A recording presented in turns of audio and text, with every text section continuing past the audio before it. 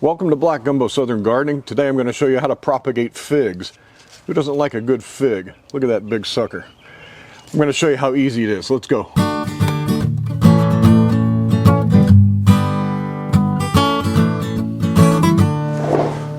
I'm in the house today because it's kind of hot and muggy outside and there's a lot of noise. We've got builders and barking dogs, so I thought I'd sit at my kitchen table and show you how easy it is to propagate a fig tree from cuttings. You just need a few things, and number one, you need some cuttings. Let me grab my my cuttings I'm going to use today. Here are my two cuttings I'm going to propagate today. I harvested these off of my Celeste fig tree, which is a very hardy fig tree growing out from my front yard. And you can get cuttings from trees in your neighborhood, friends' trees. You can get cuttings online. There are numerous places to buy cuttings. And well, I tend to like my cuttings to be about that long, about 8 inches long, and at least 3 nodes on there. The node is very important for root development. And this one's got 1, 2, 3, 4, 5 nodes. And typically, most fig tree folks, when they take cuttings, they wrap them in a moist paper towel, put them in a plastic bag like this, and they store them in the refrigerator, and they'll keep for months in there.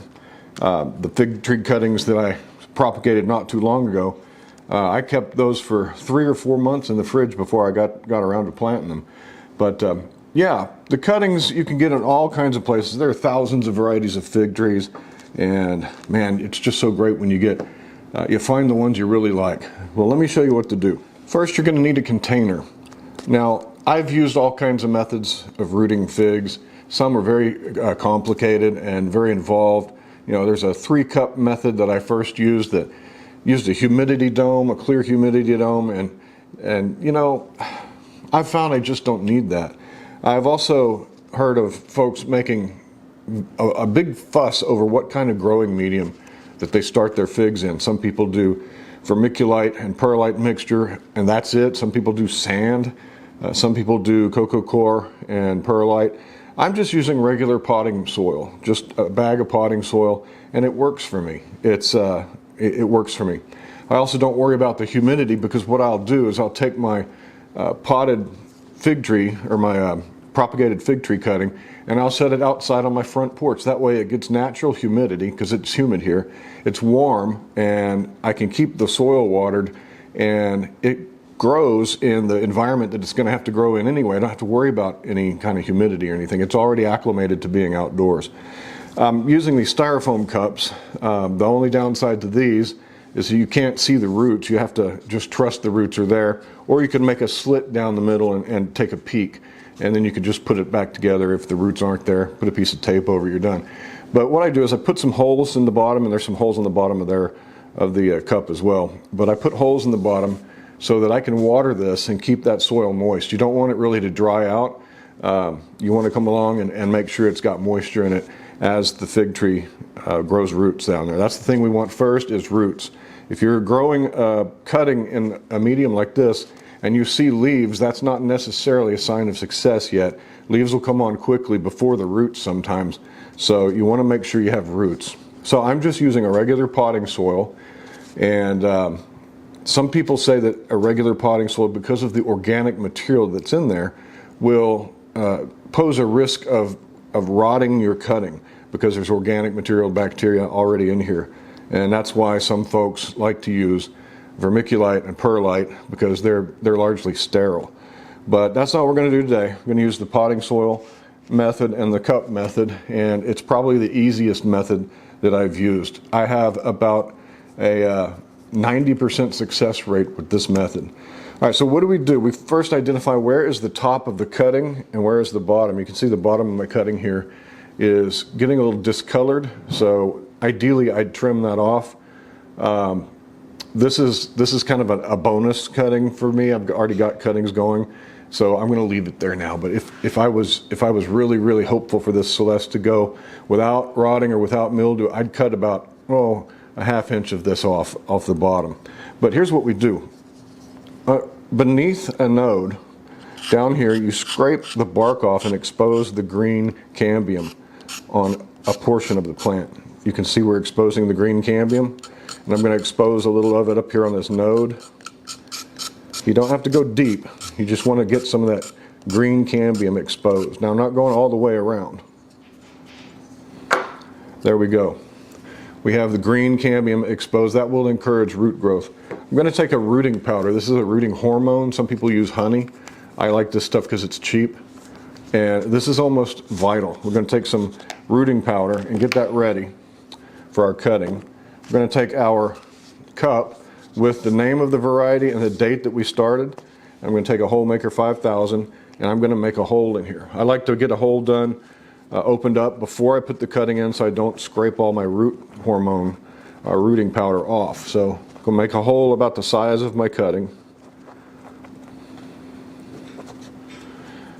And in my experience, this is the ideal size. The thickness about as thick as your finger, maybe a little bit thinner. A little bit thinner works too, but anything fatter than this, I've never had good success with. So I'm just going to take my rooting hormone, my rooting powder, and I'm going to put it on the bottom of my cutting. I'm going to shove it in the hole there, and we'll pack the soil down around it. That's simple. That's as easy as it gets. Now what I'm going to do, I'll water this in, not super wet, but just enough moisture down there to keep this soil, just slightly moist, just a little bit moist. These fig trees come from arid areas in the Mediterranean originally, so they're used to being a little bit dry, but to get those roots started and encourage that rooting, we're going to have to keep these hydrated. Let's do another one. Again, we're going to make our hole all the way to the bottom. Don't be shy. All the way to the bottom. This variety, Celeste, is it's probably the most common variety here in the South. And that's because it loves the South. It's a very strong plant in the humidity. It is very cold hardy, and it actually is forms the basis, the mother plants for all the varieties most of the varieties that LSU is developing, like the LSU Tiger Stripe, LSU Panache, LSU Gold. And I've got some of those started, some of those LSU varieties, so I'm sure they'll do well here since they derive from the Celeste. And the Celeste is actually a very tasty fig. It's a sugar fig. And yeah, my tree is huge. It's been in the yard for, wow, over 15 years. All right, I'm going to put some powder on there. And I'm going to put it in the hole, pack the soil, and that's that. Now we have to water them, and I'll be done. What's next with these figs? So now that we've got them watered in, you could probably have success if you stopped right here, but there are steps you can take to ensure greater success. That's a large surface area exposed.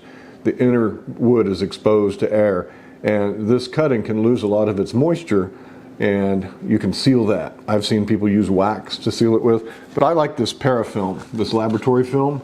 It's a stretchy film, and you don't need much. So I'll just cut off a little square here, and it stretches, and it becomes real thin. And so what I like to do is cover and wrap this stuff around. Let me cut that tag in off. I don't need that much. Cover it and wrap it several times. And don't worry if you're covering up a node, because this plant will punch through that node will punch through that Paraffilm. And what this does is it ensures that you're not going to lose a lot of moisture out of the top of your cutting. Now, I have a greater success rate when I do this with cuttings that have a flat top like that. But not all cuttings are like that. The best cuttings are cuttings that have a bud at the end. When you get the end of a good branch and they have a bud there, that's the best kind of cutting. You don't have to worry about losing a lot of moisture. Like this one, you can already see it's weeping at the top, some of the moisture that's in there. So I'll have to wrap that one too. So what can you expect with these cuttings? After about 4 weeks in a cup like this, you can expect to see some signs of life. After about 5 weeks, you ought to see some greenery, and after about 6 to 7 weeks, you can expect there to be roots in there. Let me show you what it looks like when you have a successful propagation. These are plants from my latest propagation efforts. I've got an LSU Tiger variety right here. I have a Shasta Cranberry right here, pretty plant.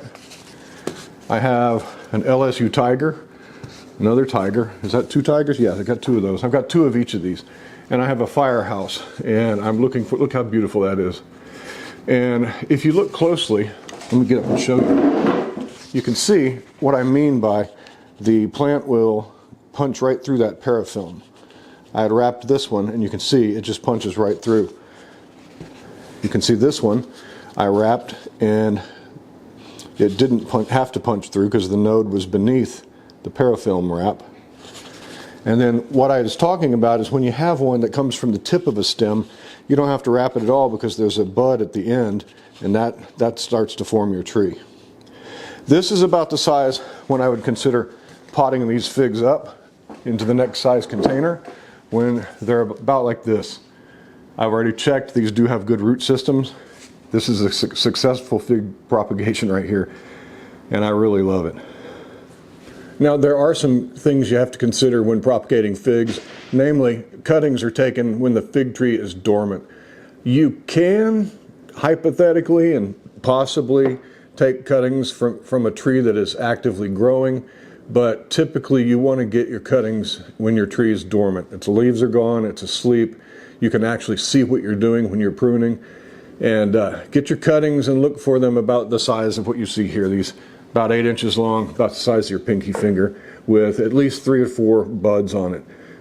When you purchase cuttings, if you're purchasing cuttings in the middle of the summer, be careful about buying those. Typically cuttings are available in the late winter, early spring. And even right now at this moment, there are still some cuttings available now in May.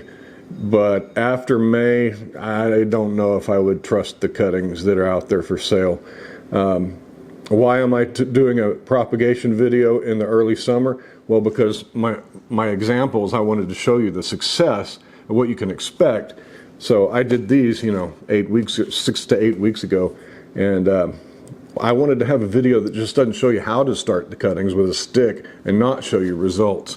This is what you can expect when you propagate figs, and about this size is when I would start potting these up into a different pot. So, figs, you gotta love them. Hey, thanks for joining me on Black Gumbo Southern Gardening. I know I haven't been putting together a lot of videos, but we're still doing things. We're doing lots of interesting things like propagation and fruit, and I wanted to share that with you. Hope you have a great gardening day, and I'll talk to you next time. Bye-bye.